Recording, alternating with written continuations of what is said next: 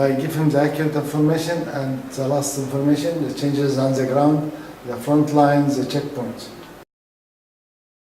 It has to be a very experienced reporter and has to study the situation and to prepare himself about the culture, the ground, and who's who inside the revolution. By checking the story many times over and over and calling people to see the facts, not to report from one side only without checking the story out. It's very difficult circumstances. It become very dangerous in Syria. Snipers, kidnapping, criminals. It become more difficult to operate in Syria these days. It's here to become multi-religious, multi-ethnic and democratic, and has constitutions and free elections. So this is what Syria we look forward to.